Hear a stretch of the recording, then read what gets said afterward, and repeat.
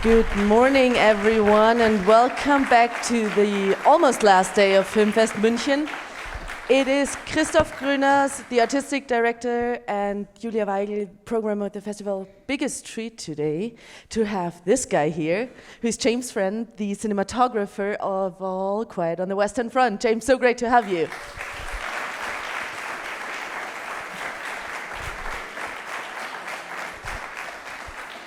And now, for the first time this week, let's welcome, a digital guest, Ed Berger from London directly. Great to have you, Ed. Hi. Hey. Hello. Hi. Guten Tag. Wow, this is pure performance. I have to turn around a bit because we don't have it on screen here. If you could change that. Ed, it's great. You have a stable internet connection. And thanks for joining us, even if things have changed yesterday, so you can join us here directly in Munich. Wonderful.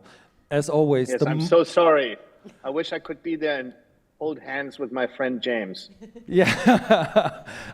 You're not. Are you seeing him? Are you seeing us or just hearing us so we know? I see James squirming in his chair. All right. All right.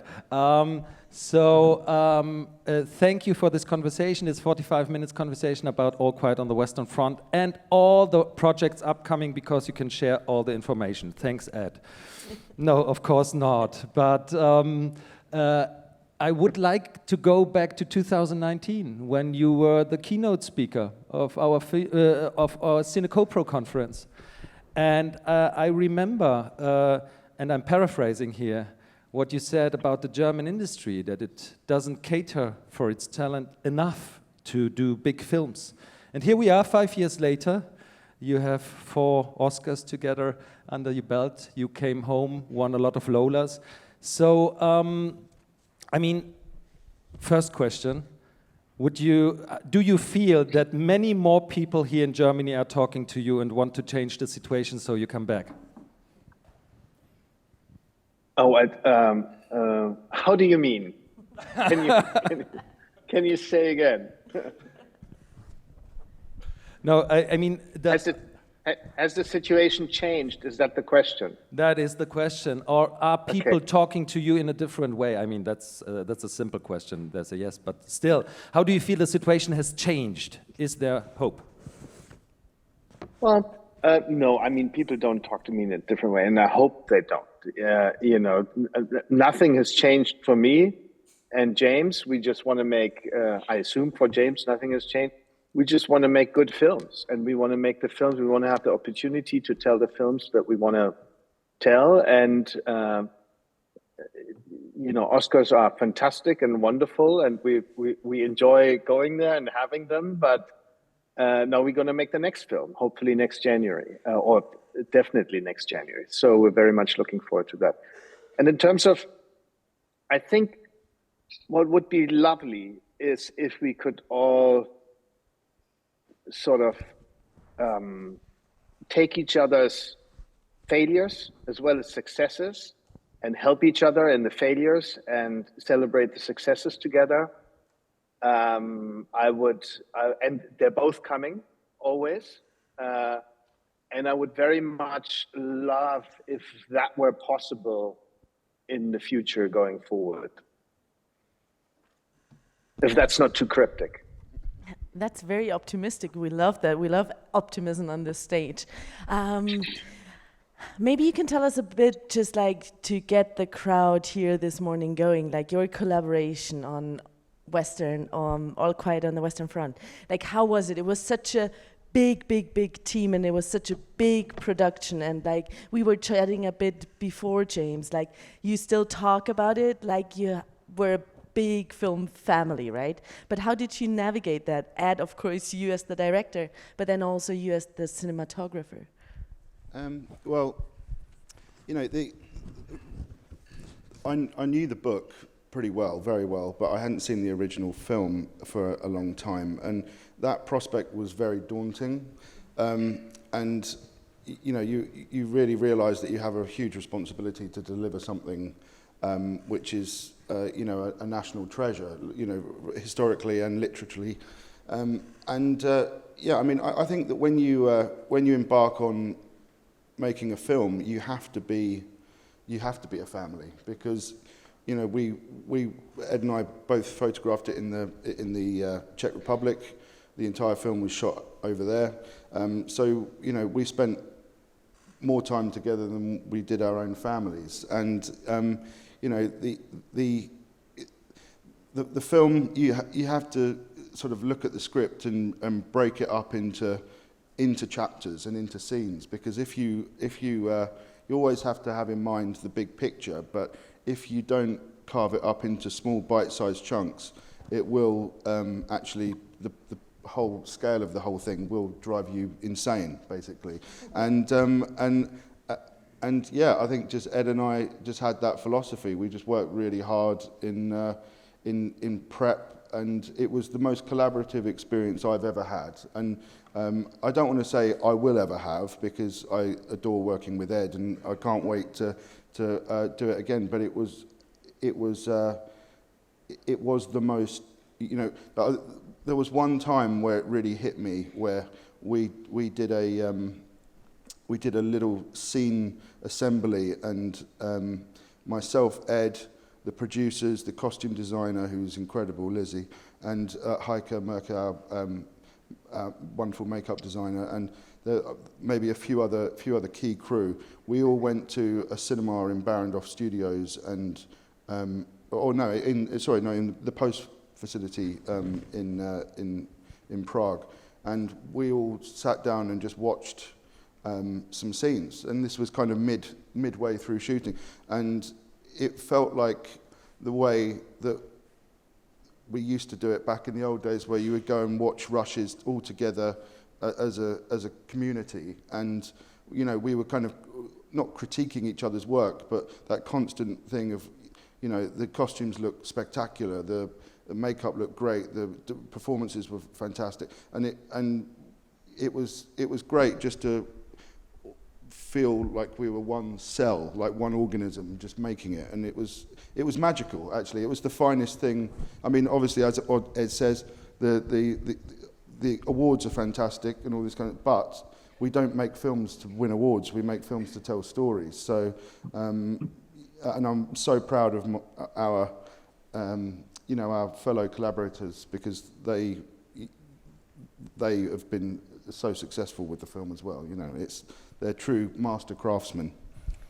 I just have to comment that, Ed, because it's amazing. Like, it feels like you're just on your way to Munich, joining us here, watching you drive and riding in the back of the car. So it feels like, you know, you're a family member too, and just on your way to the big family party. So we would love to hear your perspective on, you know, the family aspect of shooting this film. Well, I really, one of the big pleasures of making this film, besides, you know, as opposed to all the difficulties, is having met a whole bunch of great crew members and new friends. Many of the crew members are the best at what they do, and they're just complete nerds in their fields, just like I'm a complete nerd in what I do. And we turn towards each other, we ask each other questions, we challenge each other, we critique each other, and thus help each other excel and make each other better. And it may be, you know, I don't want this to sound like a perfect picture family or you know, too cheesy, but there were moments. I mean, it is just really true. First of all, James, you have to imagine our way to work in the morning was pretty much like this. I was sitting here and he was sitting there every morning. Yeah? And we were driving and going through the day, and very often during those days, during those drives to the battlefield, I almost broke down, because I thought, we're never ever gonna finish this. We're basically gonna sink in the mud. And at some point the money runs out, you know, and then you just have half a film, and that's how bad films get made. You just don't have enough enough to get them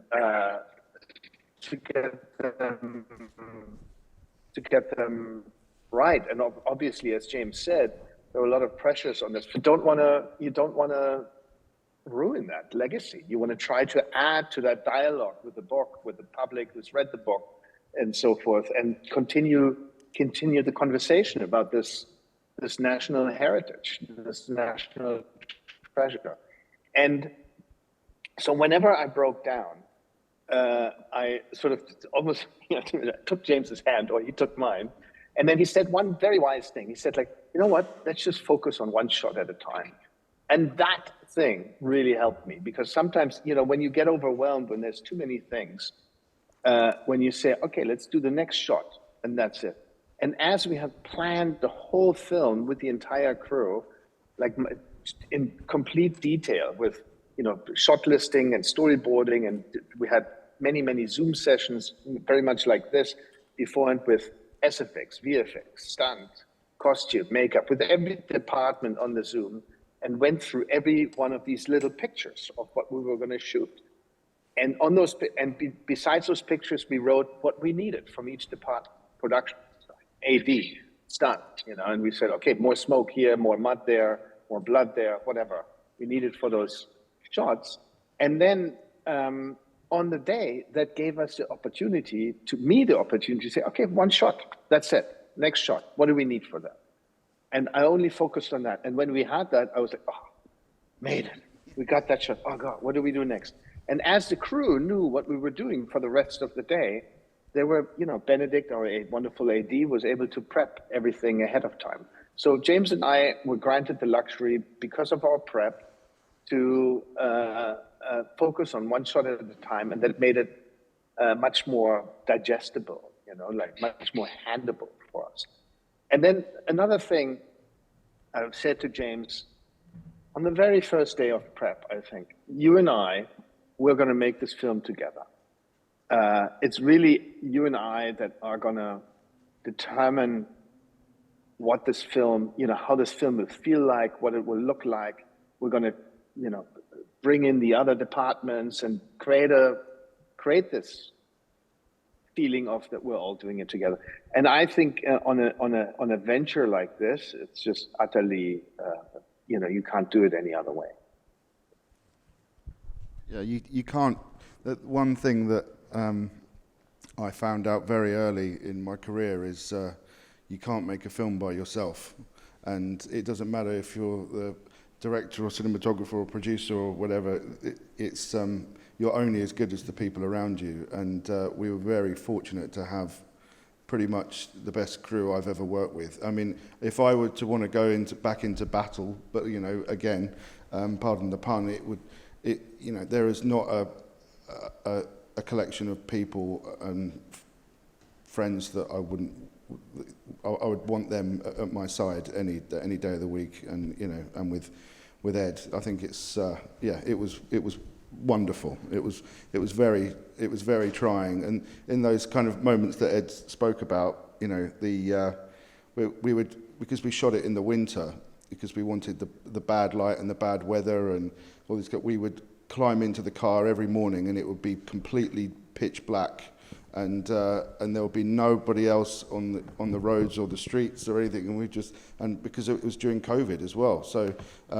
it was like this weird apocalyptic kind of hamster wheel that was going around, and then we would get back and it would be pitch black, and we would have enough energy to climb in the shower and then into bed and just do it all over again. But it was such a rewarding experience when you yeah, sorry, I'm rambling. Keep going. Are you talking about making a festival? That's what David. Because you're so inspiring, I want to give a shout out to the team and the technical crew here who made this all possible. As always, you two spread so much love, so you have to think about what is in your life, and I think people have been here amazing, and so thank you. Just a shout out in between.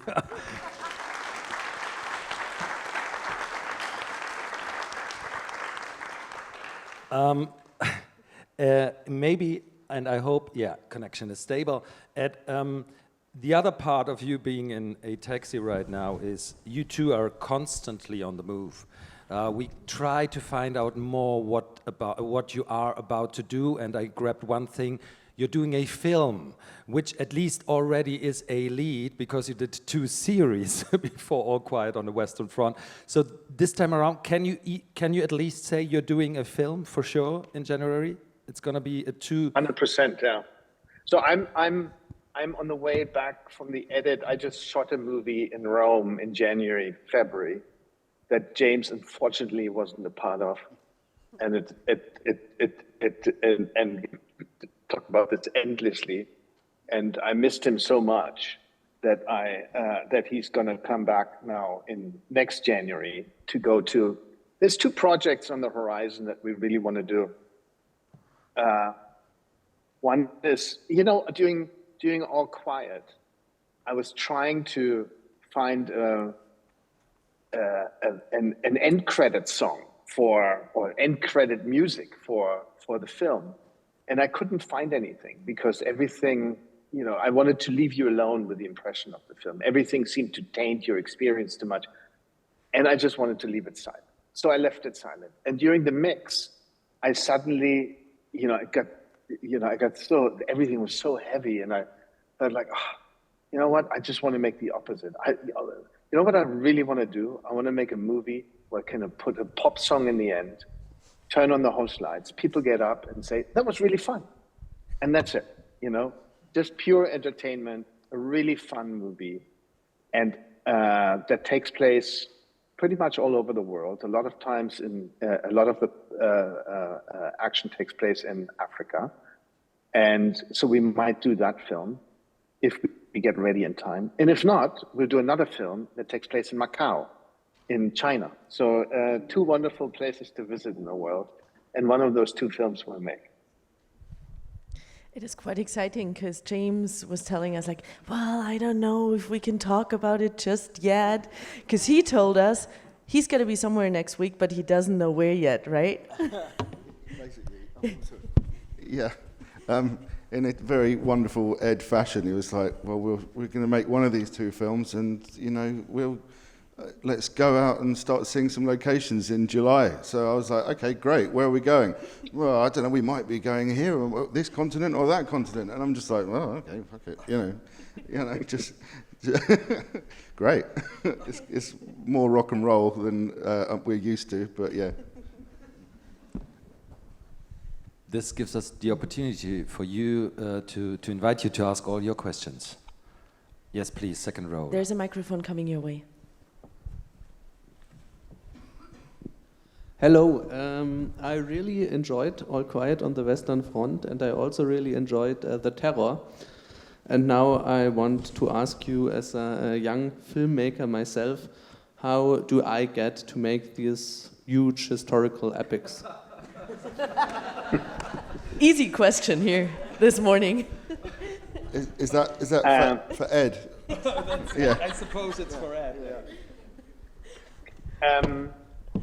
Yeah.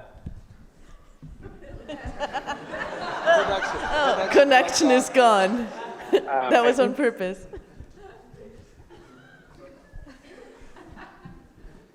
Oops. I think it's just do it. That's the main thing. Just do it, and it's not going to happen overnight. You know, I'm a little bit older than you, as you can tell, and it took a while. You know, and you just have to keep chipping at it.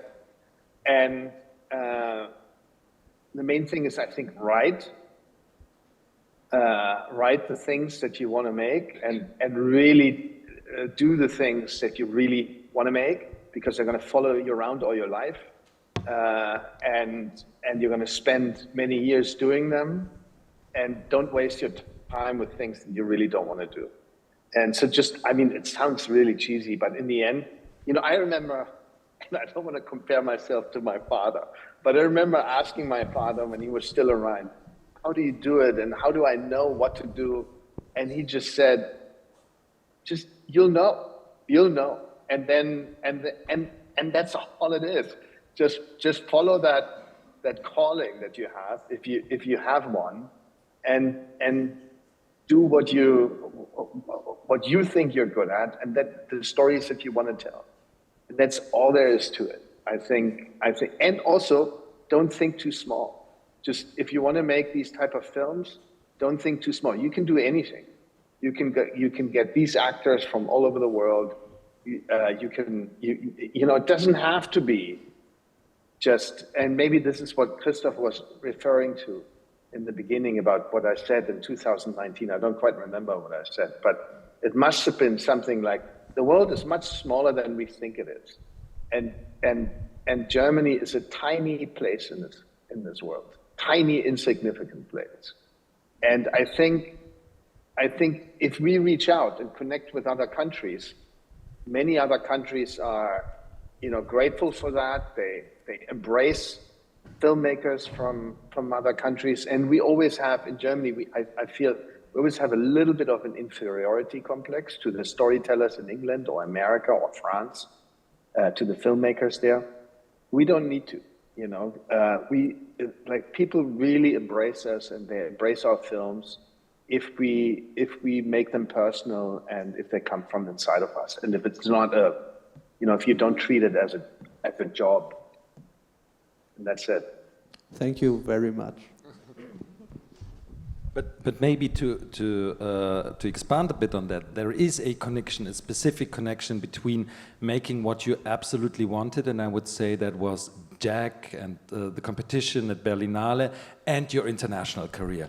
Would you like to share some details of what happened there, or maybe what was a key meeting? Would you like to share a bit more in that very specific historical sense? Well, it was. So I started out. I worked. It's a long story, but I'll share it. I worked for a company called Good Machine in New York in the 90s when I was like 24 for 2 years, and they made wonderful independent films by Ang Lee, by Todd Haynes, great filmmakers, Kelly Reichardt, you know, all these, Nicole Holofcener, all these wonderful filmmakers that are still, you know, making excellent films today. And those were the types of films I wanted to make. And then I wrote a screenplay because when you want to be a director, you can't work for production companies. You just have to do it. You just have to write and make the film somehow. I wrote a screenplay that got financed. And that screenplay then, or that movie then did well. And I got my second movie made, and with a lot more money. And that movie was just okay, just mediocre in a way. It just wasn't as good. And I realized over years this wasn't something that I learned very quickly. It probably took me 5 to 10 years to realize that the second movie was just mediocre because I didn't have enough to say it yet. I didn't know why I made that movie. I didn't know for who I made that movie. I didn't know what I wanted to say with it. And I just had the opportunity. I followed opportunity instead of my heart in a way. And so, and movie making is all about what is inside of you. And then if there's something inside of you, you can make a good movie. And so so it took me probably 10 years of making, you know, and then in Germany, television is very strong. And television is, or those opportunities, again, I followed opportunity, are lurid, you know, there are like tempting, you know, and you need money, you need to like provide for family and so forth. So I made these television movies, and every time I thought, it's like one of those Good Machine movies, like a very personal movie that I wanted to make. And then, you know, it premiered, it came out on television or played at the Munich FilmFEST, and the next day it was over. And then you start again. And then slowly I realized that's not filmmaking. That's sort of, you know, feeding an industry with a product that the next day sort of gets, you know, replaced by the next premiere on television. You know, they have and it felt like it's just a commodity that you eat and throw away. You know, like after making them. And every time I didn't treat those films differently than I did my first film or my second film. I treated them as very personal projects that I wanted to make. And slowly I realized I'm making a compromise here. I'm not making those films that I adored when I was 24 working at Good Machine. I'm feeding the industry. And I from one day to the next, I said, I'm not going to do that anymore because I don't want to be old and be someone who feeds that industry and inside is dissatisfied what I'm doing. You know, that I've given up the ideas of the 24-year-old, you know, working at that company. And so I made Jack, and that was like the tiniest movie, cost maybe, I don't know, $500,000, 600, 700,000 in cash, but it was a very, very personal movie. And from then on, I sort of just followed that path. You know, I just said, okay, I can't compromise in that way anymore. I just can only do the films that I really want to tell, that come in from inside of me. And that was sort of the changing moment where I remembered why I started this whole thing, you know, why I started making films. And I think it's very important not to forget that, you know, to keep thinking back of the moment, why and when you started, and because over the years you lose that sense of why. Since we are already a bit walking down memory lane, maybe you can talk a little bit about how this collaboration between you, James, and Ed started. Because, I mean, you're going back quite some ways and you've collaborated on quite a few projects already. How did it all start? Well, I was shooting a television series in Scotland, and my agent phoned me to say that I'd been put forward to shoot or photograph Patrick Melrose with Ed. And I knew of the books, but I hadn't read the books. And I must admit, I didn't know Ed. Sorry, Ed. I hadn't never heard of you before. Never so I seen thought, Jack. who's this guy? Who's this bloody guy? And I read the script, really liked it, and I think I spoke to Ed briefly on the phone, and I was shooting in like the wilderness in Scotland, and I had very little phone reception. But all of Ed's messages that he was sending me, my emails, it was all going through to my spam, like my junk email. So Ed is basically getting really impatient, thinking this guy's not even returning my messages, like you know. And I think I was most likely like that far away from being replaced before we had even met. And I remember I was doing a night shoot one day, and Ed really wanted to see me, so I jumped on the train from Scotland all the way down to London, met Ed for lunch, and then all the way back up again, and I was exhausted because obviously I hadn't slept, and we kind of hit it off, and that must have been 2016. I don't know. I'm terrible with years. I barely even remember what year we're in at the moment. Yeah, it's more just what films we did or what shows we did, and Patrick Melrose was very well received, and you know it was a lovely show because we had all these different sort of canvases to play with and all these different palettes. Now, all these different locations and eras, and you know, something we're in a horrible little apartment like flat in, you know, New York, and then these big lavish sort of parties with royalty, and it was a real you know, I mean the scripts were amazing and everything, but it was a real chance to kind of flex your muscles as filmmakers, and then Ed phoned me up like possibly like 6 months, a year later or whatever, and said, do you want to go to New Orleans to shoot this thing with Bryan Cranston called Your Honor?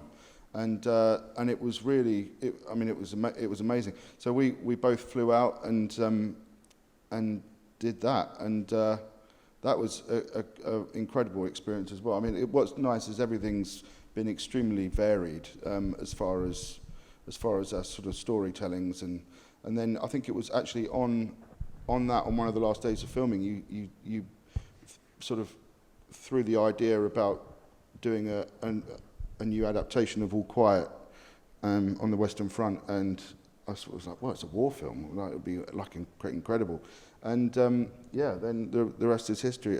And to be perfectly honest, kind of building on what Ed said a little bit, and this is a real sore subject between Edward and I, so I'm sorry, Ed. But I was approached to shoot his last picture, and I didn't because I was offered, like what Ed said about listening to your callings and, you know, doing the things that you wanted to do when you were, you know, a young filmmaker and or as a child. I was offered a Star Wars television series, and I'm a Star Wars like nut freak, like complete nerd. Because it's what I grew up with, it was one of the things that made me want to become a filmmaker. So I had this kind of itch inside me that I just couldn't scratch, and unfortunately it meant me letting Ed down, but he had a fantastic cinematographer anyway. But Edward really taught me something very, very, very poignant in my life and in my career about these films will always stay with you for the rest of your life.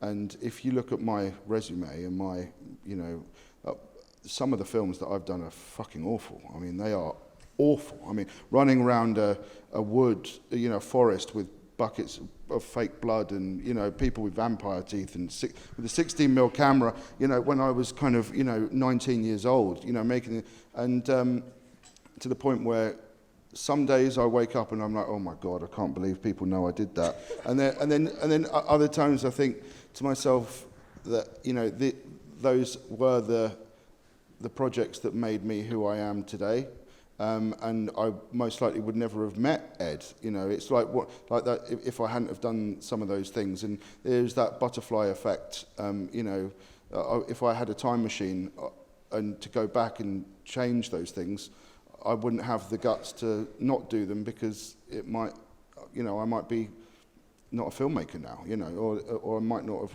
worked with Ed, and you know, and yeah, like I love this man, like I really do, and I think the best thing is he gets the best out of me as a filmmaker, and makes me do things that I wouldn't never have normally thought about, or you know. And I think we do complement each other. I don't want it to become a big love-in between Edward and I. We're all getting a bit emotional in here. But yeah, it's a very, like when you find a collaboration that really works. You know, it's you know, it's a great thing, you know. Yeah. So to get a bit away from the emotion, were the lightsabers worth it? Of course not. Do you know what? I can't. There were times when I had to pinch myself and say, I'm doing Star Wars, and there were times when I was lying in bed at night thinking, you know, why am I here? And you know, is it worth it? I don't. Like, I wish I was in Rome with Ed. And yeah, it was a double-edged sword. It was a real double-edged sword. Yeah. You'll soon be together again. Yeah, I know. Yeah. All right. Maybe other questions from the audience. I heard, if there's not a question, I heard a surprising word from you, Ed, and that would be, I'm a total nerd, and so are my collaborators. Because a nerd is somebody who, in my opinion, or where the word comes from, is somebody technical, but you are both obviously deeply humane. So I would ask you the question, because we were talking to other directors during the last days about their self-definition as directors, and some were talking about scripts and it's all actors. So, but I wanted to ask you, what's the definition of a director after all this experience? And then to James, what's the definition of a DOP? How can you put it in a nutshell what you want to be, each of you? I think for me, a nerd is somebody who is, at least, you know, I feel like somebody who watches films obsessively, who learns from those films, who you know, who just lives and breathes what he or she does. And that's what I do. I just look at other films and try to analyze them. How did Scorsese do this? How did Maren Ade do this? How did fellow filmmakers? How did they do that? Where did the ideas come from? And I try to learn from them, and I try to, and I'm influenced by all of them. And and that's, I live and breathe what I do. And that's for me a nerd, but also, everything else that I love going to museum, I love going to art galleries, I love reading books. Everything feeds into, in the end, I love having conversations with other people, and everything I do feeds into everything I see and breathe during the day that doesn't have anything to do with film, in the end feeds into a film. So that's what my definition of a nerd. And in the terms of what I think director does, or the director I like to be, is I don't like to be the like the dictator who determines him, as I think gathered, like James and Drew and the actor especially made this film. And I like to, what I define it as, I think, in a way, I want to create a stage for the actors. James and I and the rest of the crew are creating a stage for the actors to feel comfortable in, to feel they can do anything they want, and to make sure that we film them properly, to what they express, that we put the camera in the right place so that we see it, what they do. And that the audience, that we can, give what they feel and what is inside their stomach, what we can transport to the audience. Basically, my job is to create an atmosphere, and that we prepare, James and I prepare a stage for them to walk onto and say, let me try this.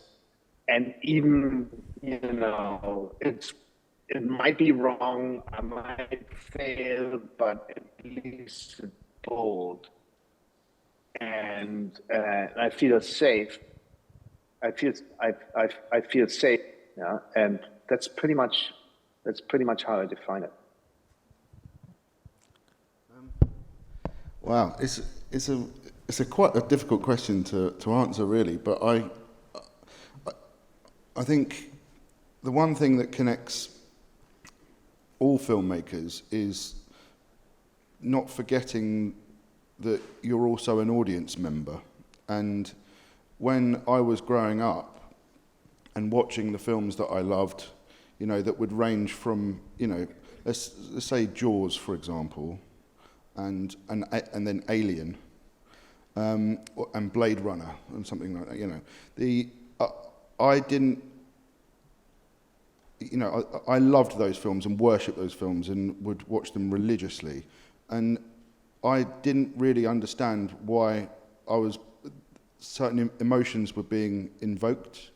Like the horror and the terror of Jaws, and then an Alien, and if you look at them palette-wise, I didn't know that I wanted to be a cinematographer when I was like 10, because I didn't know what cinematography was. I thought I wanted to be a director, because I thought that the directors just did all this stuff. And then actually, when I realised that, the camera was a real thing, and lights were a real thing, and you can paint pictures in the dark. That's what I wanted to do, is find that conduit from the emotion that I felt watching the kind of the pure terror of Alien, and the palette and the darkness and those really rich, inky, black sort of shadows, and what made the hairs on the back of my neck stand up, and why did I still jump even though I'd seen the film 200 times, at the same point, and yeah, like I think when I was young, like talking about being a nerd, I got really bogged down in the technology side of things, and I wanted to take apart an Arriflex SR2 and put it back together again. And now I'm a little bit older, and I'm in my 30s. I now don't really care about cameras. I don't really care about lights, because I just care about what can they,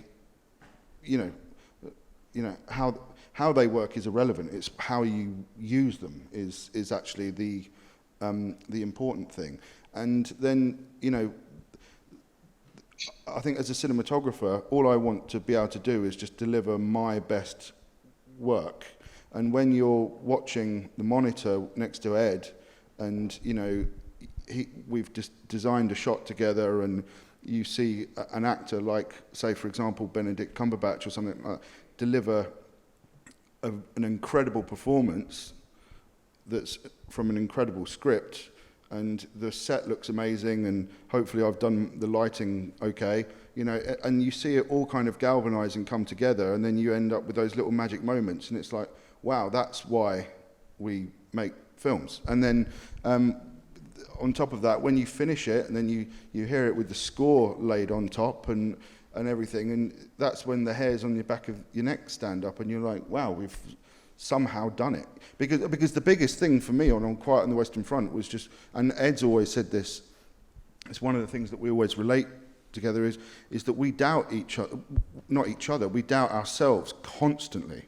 And weirdly, the only solace that I have is the fact that Ed is kind of, I've got Ed as a sort of, as a wingman, and if he thinks it's good, then it's great. And so I'm like, okay, so well, Ed likes it, so, and he does the same thing to me. He sort of says, is this good? Is this good? And I'm like, well, yeah, it's great, you know. But really, deep inside, sometimes we just don't know. You know, we don't know if it's going to be good. And All Quiet, because we had to plan and storyboard the entire film on paper in a hotel room in the country where we weren't even filming, we were like, is this going to work? And we were like, well, yeah, it will work, but really, I'm still lying awake at night thinking, fucking hell, is this actually going to work? Is this going to be okay? You know, and then it's nice when it all does come together. You know, it's a nice feeling because it allows you just to sort of get on and enjoy your craft a bit. But the other thing that Ed said is that you know, every films are so different. His first film that he did with no money was a great success, and the second one wasn't as successful, but they had more resources. And you don't need a lot of resources to make a great film. What you do need is a great story and a good team. Yeah.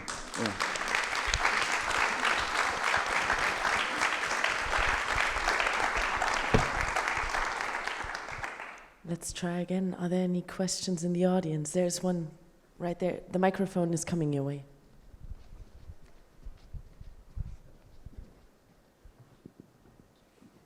Thank you.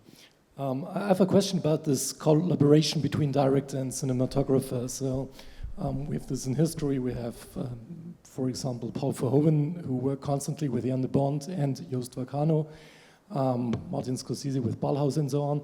So what makes it special about this relationship between director and cinematographer, which is more dominating, I think, than with production design or editing, that those people always work together for usually a long time? And was there ever any consideration for using for this German film a German cinematographer, or was it already your experience, your long-time experience, that you said it's Mr. Friend and nobody else? And no, there was a lot of thinking about the language aspect of it.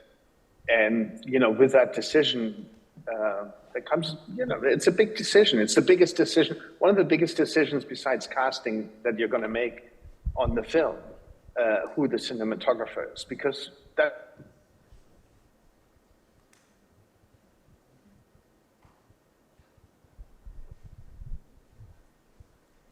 He froze. Maybe he's coming back? Ed, you're not here with us anymore, are you? I'm as intrigued to listen to what he's got to say about it. Exactly. Yeah, me too. We all are. No, but what we did is, like we said, this conversation has to last 45 minutes. We're 1 minute over, so obviously we cut off Zoom. That's. Hey, he's not coming back. Ed is not coming back. Wow, this is really. But he has great timing. The second time, my right? God. He really caught us. Well, what we could say, if Ed is not coming back, this is definitely not the last conversation, and we'll take, okay, all right, he's gone, we'll take it on the next time.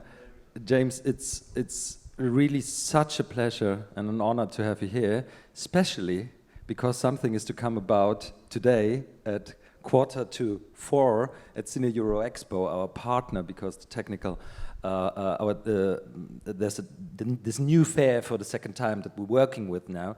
So what you're basically doing this afternoon, you're replicating scenes from All Quiet on the Western Front, and you have to build up the lighting basically now. So again, you're on the move, aren't you? Yeah, on the move. Yeah, it's a lighting workshop, and I'm not a teacher. I'm a cameraman, so I'm like, I don't know. But when they asked me to do it, they said, "Do I want to do a masterclass and shoot something?" And I thought, well, that they obviously wanted it to be All Quiet on the Western Front related, and I thought, well, I'm going to try and replicate the scene that gave me the most headaches, because it was a tiny little bunker where you couldn't put any lights in there or do anything. And I was so happy when we called wrap on that day, but I'm going back to replicate it now, and I never thought that I would have to go through that headache ever again. But in fact, we've got Ed back. Ed is back. Basically, from the very first moment, I don't know, we don't hear you, so if once more, if you could check, because everybody was just going in front on the edge of their seats and wanting to have your answer. And do you hear me? Yes. Do you hear me? Yes, here you are. So, okay, good. Please okay, start I'm so again. sorry. So yeah, the cinematographer is going to be one of the most important decisions on the movie, because it's the way it looks, and that's the way it feels to the audience. And every cinematographer is going to influence the film decisively, and it's going to be different. You know? And so I spent a long time thinking about who should shoot this film. And there were German cinematographers that I talked to, because the language was a big consideration. In the end, I felt it's a universal language in the movie. You know, like you feel what they're saying, and you read a translation once, and then you know what they're going to say. And also, and that proved really to be true, because, you know, James and Danny, the operator, who's there on the forefront filming the actors and reacting to what they're saying, is, you know, just feels their eyes. And it's not language that determines, it's you have to have the right feeling and have to understand what the actors are feeling, and then you're going to be fine with the language. And it's just a very special relationship, because you sit next to that person at all times. You know, your costume designer, your makeup designer, your production designer, they're all great collaborators and they're friends, and you turn to them, but they're not next to you the entire time on set. The only person who's there every second is the cinematographer. And the only person you can turn to when you don't know, when you are in doubt, and which you are constantly on a movie, is the cinematographer. And you talk to, I need to talk to somebody all day long, going, is this good? What can we make better? Did you see that? Do you think we should change that? You know, it's a constant dialogue, and the costume designer is going to be somewhere designing costumes or fitting people. You can't talk to her at that moment. So, you know, it's the cinematographer, and the cinematographer really is the person, you know, it's called director of photography. That's the proper title, you know. And so there's already in the words, you know, is in the title, is the importance or the closeness to the director is already implied. Is there another question in the audience? I just actually want to say something very quickly. I was so nervous about doing a German language film, and my German is terrible. It's got better, but I can understand more, but I can't speak it. It's very bad. But what was, you know, I think on the day one of principal photography, the night before, I was lying there nervous anyway, and I never sleep on the first night ever. Like on day one, when you need to be really sharp, I'm always have no sleep, so I'm running on adrenaline. And one of the things I was really obsessing about in my head was the fact that it's a German language picture, And the second the clapperboard went on, and all the anxiety just went away, and it was just, and I never thought about it ever again. And yeah, I mean, it was, as Ed says, it's a sort of universal language, and I realised that, yeah, I mean, I can, you know, it was like I think possibly the most important film I've ever shot. Well, it definitely is the most important film I've ever shot. But my whole thing is, am I going to shoot anything like that ever again? That's my next anxiety. You know, that's what because it was so great. And yeah, I mean, yeah. So I think language is semi-irrelevant, to be perfectly honest. As long as I can communicate with Ed and he can shout at me in English. Maybe one last sort of like topic that we wanted to touch upon really, really briefly and quickly is like we've been chatting to quite a few filmmakers, obviously, about artificial intelligence and digital productions. So with the writer's strike going on in Hollywood and in the States, I mean, it's affecting a lot of people right now, and it's a threat, and then some people view it as a chance. So we wanted to get your take on it.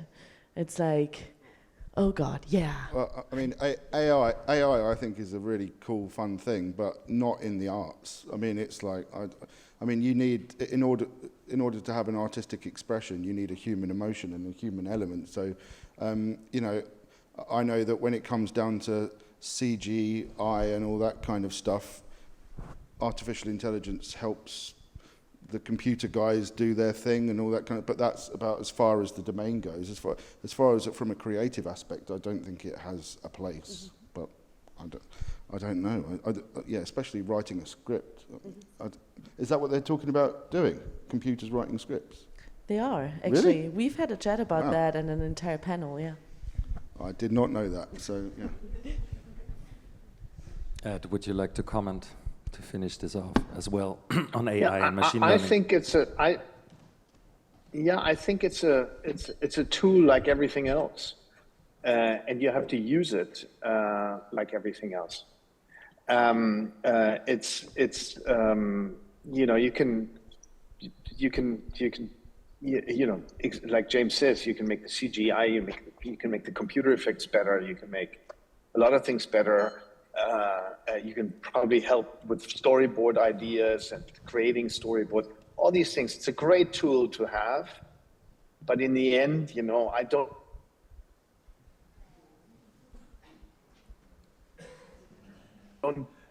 that sort of ruins. Oh God, people are calling me on this bloody phone. I'm so sorry. Technology that ruins the, you know,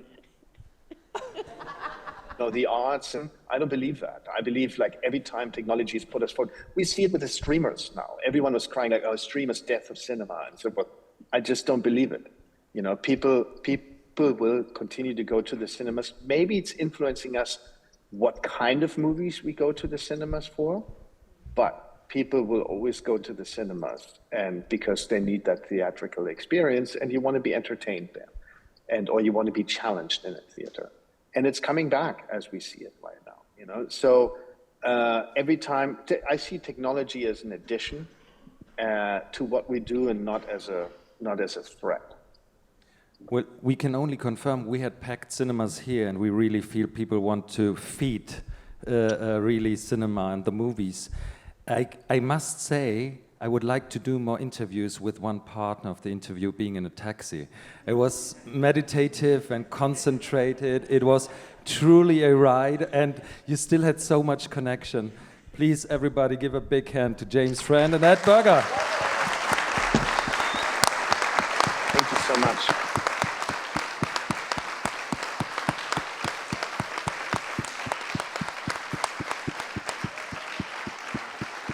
Apologies for not being there.